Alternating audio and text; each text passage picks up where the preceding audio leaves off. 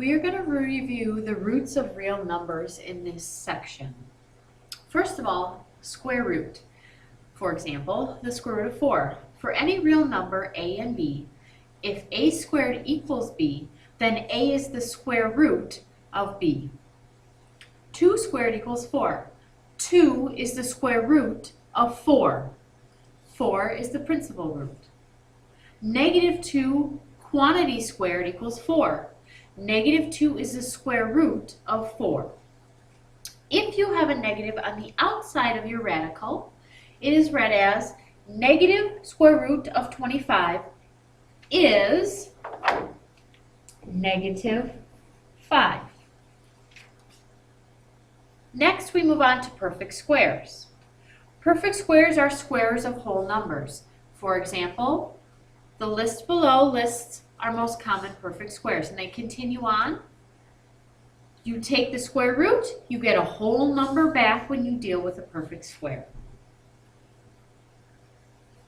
To take the square root of a number, first find the largest perfect square factor and multiply it by the other factor. For example, we're going to simplify the square root of 80. So in order to do that, I look at my number and I think of factors of 80, one of which is the largest perfect square factor.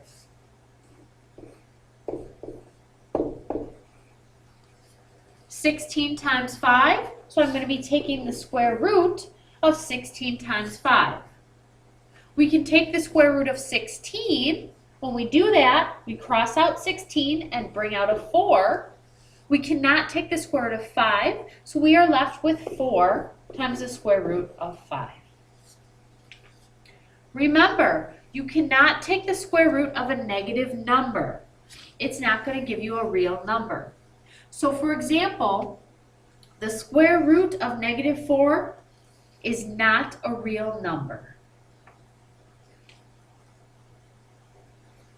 Cube root. Cube root of n is the principal cube root. It can be a positive or a negative. So the cube root of 64 is going to be 4, since 4 times 4 times 4, or 4 times itself 3 times, equals 64. Same with the cube root of negative 64. That's going to give me a negative 4, since negative 4 times negative 4 times negative 4 equals negative 64. So you can take the cube root of a positive or a negative number. The nth root. If we talk about the nth root, we have some vocab words. We have our index, we have our radicand, which is the number underneath the radical, and then the radical sign. An even root of a negative number is not a real number. When taking a root of a power, divide the power by the root. So for example, when we're dealing with variables, all I'm going to do is take my power of 8 and divide it by 4 to take the 4th root of x to the 8th power. So here I have x to the 8 divided by 4 power, which gives me x squared. Next one, 9 divided by 3, I get m to the 3rd power.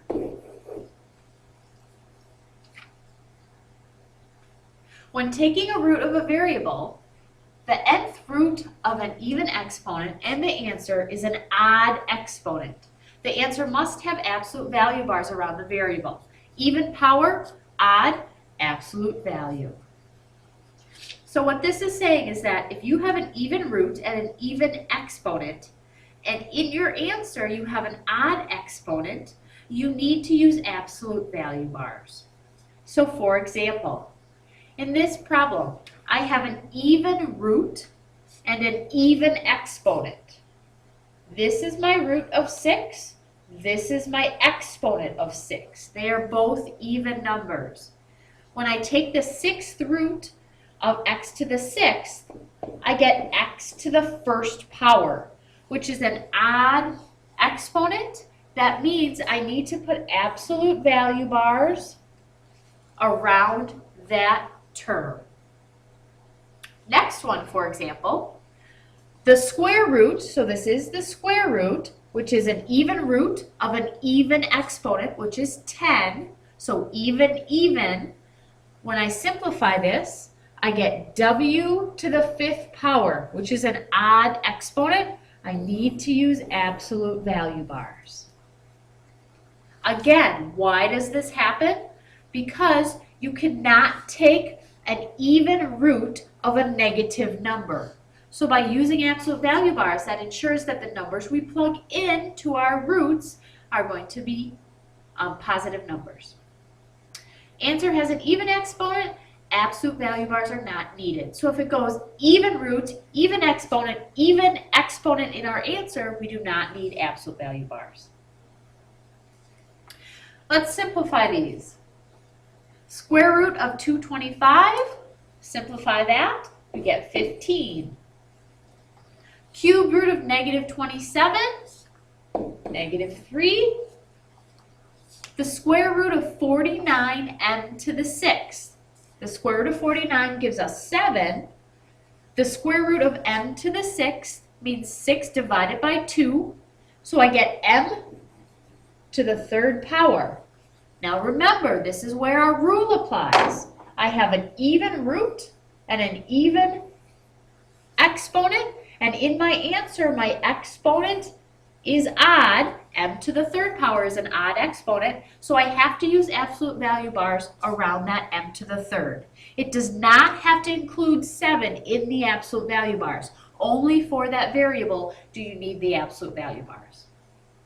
And then the next one, the cube root of negative 64, r to the 6th, w to the 15th. We get negative 4, r squared, w to the 5th.